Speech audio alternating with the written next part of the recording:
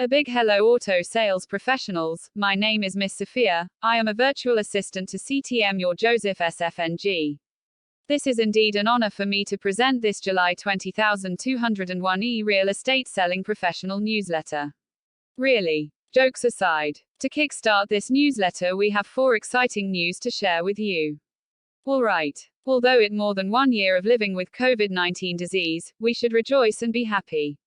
You ask why? Here is the answer. The number of COVID-19 cases is now stabilized. In fact, there are strong signs that Malaysia's GDP is slowly improving upwards. Therefore, we should be prepared to sell and rent more houses in the near future. True or not? In order to inspire more confidence into you, this month's eProperty Selling Pro newsletter we highlight 4 interesting news. Believable. Briefly, exciting news number 1. Overweight, call on property sector. Exciting news number 2. Squatters appeal for low-cost housing. Exciting news number 3. PJ folk called to make ECOBRICKS. Exciting news number 4183 chapter, Sales after the sales of book, 7 giant steps to selling excellence. Enough of my long intro. Let's get to the meaty part of this month's newsletter. Shall we? Thanks. First thing first. Exciting news number 1. Overweight, call on property sector. Kuala Lumpur, the property sales momentum is expected to continue in the second half of the year as the COVID-19 vaccination program gains more traction, said public investment bank Publisinvest. It said the property sector would revive to pre-pandemic level in tandem with economic recovery. The research firm said cyclical stocks had started seeing recoveries since the inoculation drive kicked off early this year. Hence, we upgrade our call for the property sector to overweight, on the expectation that sector valuations will improve with better pre-sales kicking in, it said. Based on the performance of new launches, it said the appetite for properties was good, with some taken up within days. SP Setia BHD reported that gales for the first quarter were encouraging despite the weak market sentiment, said Public Invest, adding that the payment systems of Malaysia's Ditch Now and Thailand's PromptPay. The project commenced in June last year and is expected to be completed in 3 phases.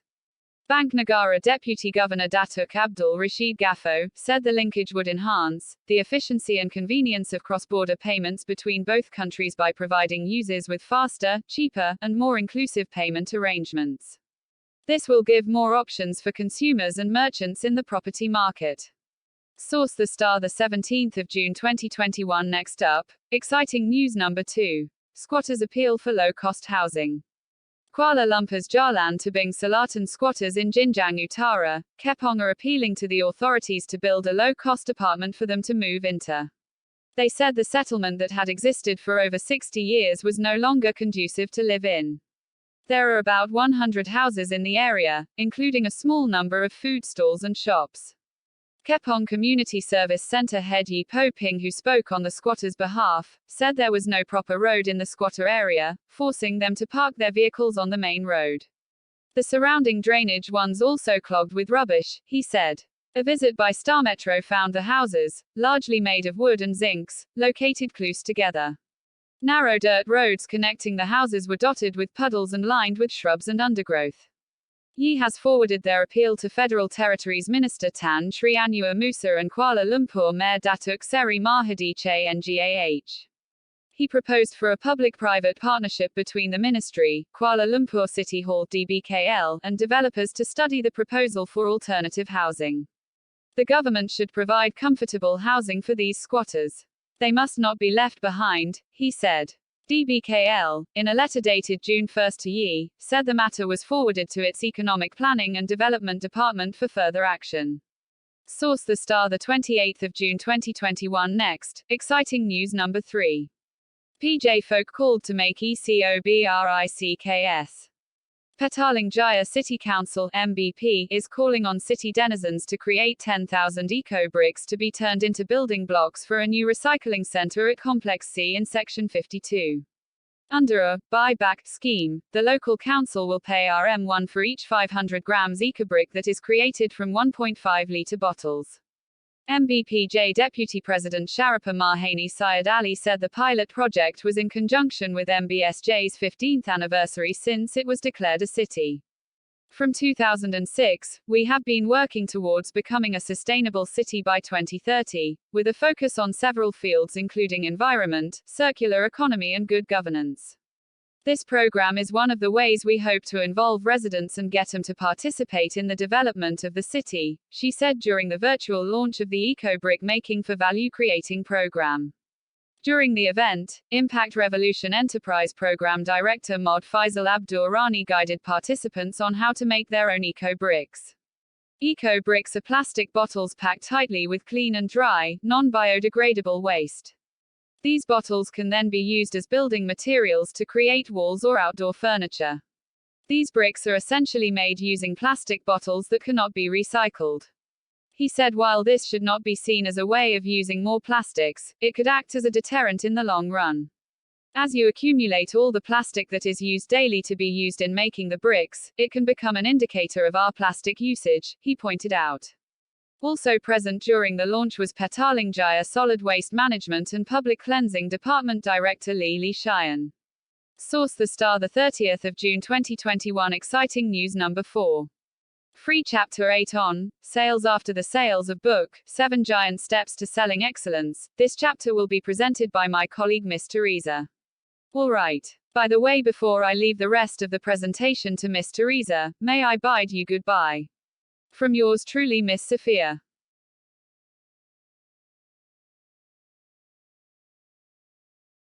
Thanks, Miss Sophia. May I greet you a warm welcome. By the way, name is Teresa. Yet another virtual assistant to CTM Joseph SFNG, your sales and marketing expert. That said, here is my presentation of Chapter 8, which is Sales After Sales. Okay, thanks. Here's goes. Chapter 8, Sales After the Sales. Quote, post-sales activities are necessary to buyer's satisfaction and enhance the salesman likelihood of securing future business. By David L. Kurtz and another. He is currently the RA and Vivian Young Chair of Business Administration at the University of Arkansas. Once you sold, shut up. Many salesmen don't know when to stop talking. They continue to sell after a commitment has been made. By doing so, they run the risk of ruining the order. Logically, you will naturally want to get his order in writing, but if you force him to go over it again, he may have second thoughts. Obviously, most us are eager to assure the customer that he has made a right decision, but if you praise him too effusively, he may become suspicious. However, you would want to settle all details, but if you raise new questions in his mind, he may wonder what he has gotten himself in for.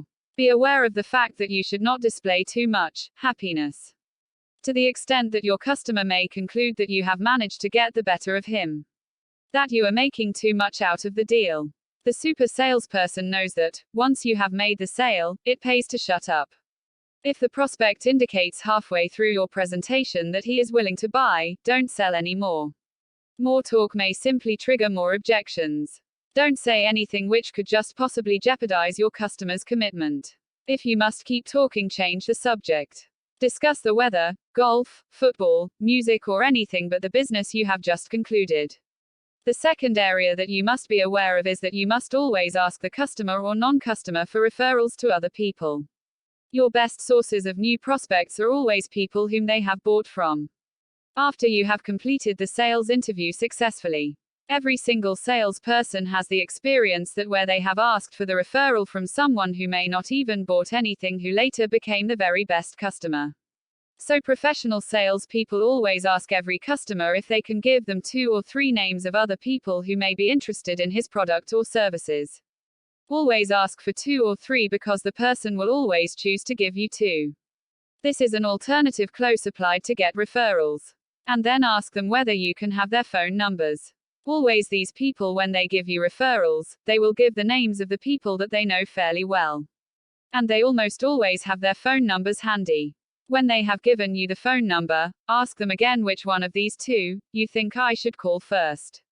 Invariably, they will tell you who they think would be the best prospect, and then you must ask, Mr. Prospect, while we are here, or, while we are talking, as soon as we finished, could you call this person and tell them I will be getting in touch with them? Almost invariably, they will say, sure. Why not? Because they are usually next to a telephone. They will pick up their phone. They will give a very brief introduction and they will say, "LT, this Joseph will be calling on you about something. I thought it's going to be interesting and you should listen to him." They will hang up the phone. Simple as that. Without doubt, a referral is worth more than 15 times a cold call. Remember, the key to selling effectiveness is gaining trust, relationship, and credibility. When you get a referral from someone, you piggyback on the trust, friendship, and the credibility that of the other person. You don't have to go in cold and establish your credentials. Never let an after-sales situation pass by without asking for referral. The key to successful selling is to talk to more prospects, especially those that have been referred to by your satisfied customers. The third important area you must be taking care is the power of writing short notes. It's often said, short notes gives long results. To illustrate my point, let me relate to you a story told by one of my participants who attended my seminar at Padu Raya, KL. The salesman told me that whenever a sale is closed by him, he would go back home that evening and write a personal note in his own handwriting to the people who had the same day bought from him. In doing so, he also stressed that it's important to use these live stamps sold in the post office, not those from the postage machine. It gives more of a personal touch to use postage stamps. According to him, he feels that is all right to use company stationery and papers, and he says you must hand address the envelopes. In most of his notes, this is what is usually say. A personal note to thank you for your courtesy and the profound confidence you have placed on me today. I enjoy very much visiting you and your family. I am proud that you are now pleased you are now using the automatic gate. I know you will benefit from it and be pleased with the result.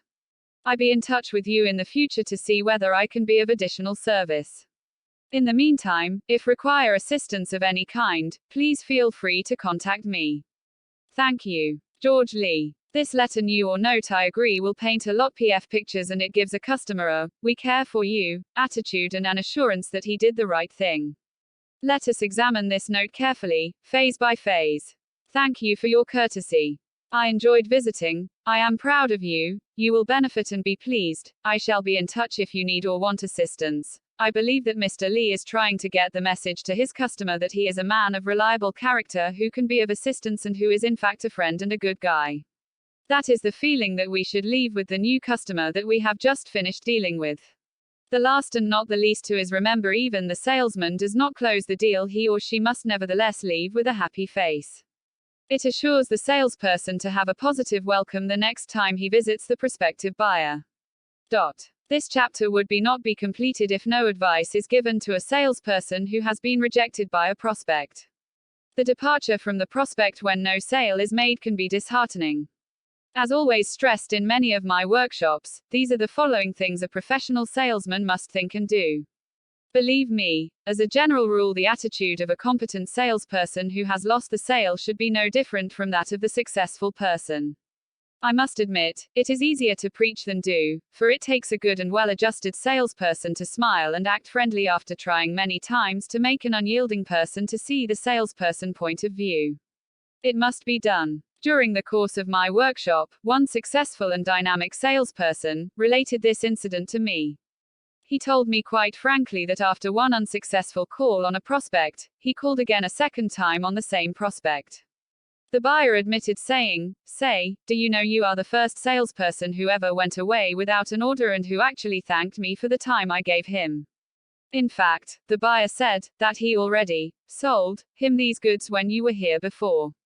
In my experience with hoteliers, there are times that months on end there would be no sales were forthcoming.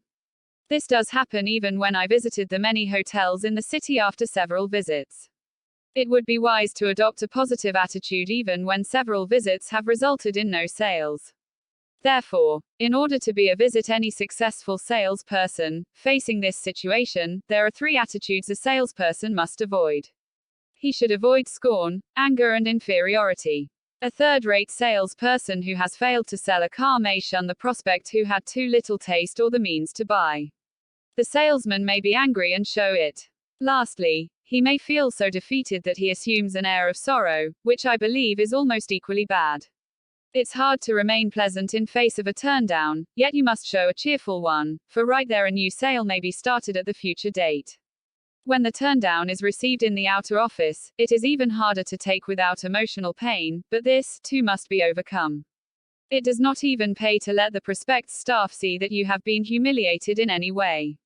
Always keep a cheerful self-confidence with poise unshaken. A good final impression on the prospect's employee will be valuable at a later date. A real professional salesperson will be able to sense the certain rejection before it arrives and will prepare and exist quietly. Such capable salespeople will normally guide the conversation into other related matters, changing the subject nicely and perhaps saying something like this. Well, I've got to be getting on. I've enjoyed our visit a lot and will look in again someday soon. Goodbye. A graceful exists is important should the closers failed after the 6th attempt. Such exist would ensure the way for a return. You should try to prevent the prospect from turning you down flatly. If the prospect has not gone on record, there is a better chance to reopen the sale than if the prospect had been permitted to do so. Summary: in a nutshell, these chapter can be easily summarized in 4 salient points. Would you agree? Nevertheless, you must be reminded, firstly, when a sale is a done deal, then it is best for the salesperson to stop taking about the sales, but he or she should take about the other topics which the customer likes. Secondly, the sales professional must always ask the customer or non-customer for referrals to other people that may need the product or service. This ensures you will have more prospects to sell to. Last but not the least, have the good habit of writing follow-up notes. They should contain words of gratitude to the customers. Would these few sentences give you a good short version of this chapter? Conclusion: therefore, my final deduction of this chapter on sale after the sale must be firmly recorded that every sale must without excuse to religiously follow the 4 ideas stated in the chapter. In truth, I myself had carry out the sales after the sale routine. Normally I quietly celebrate the sale success with a big hot famous branded coffee. At the same time, I will leisurely write a thank you follow note. This has helped me to sell more with the same customer too. To end this chapter well, remember the words of a famous Prime Minister of India, Mahatma Gandhi: relationships are based on 4 principles: respect, understanding, acceptance and appreciation. So, in all honesty, I personally urge you to seriously make it a habit to write such notes. It really worked. Trust me. Goodbye. See you again in the next chapter. Shall we? Thanks. PS: to enhance your learning, please click this link. Web links. End of chapter 8. End of July 2021 Auto Sales Pro newsletter. Goodbye everyone. From your virtual assistants Miss Sophia and myself Miss Teresa. Thanks.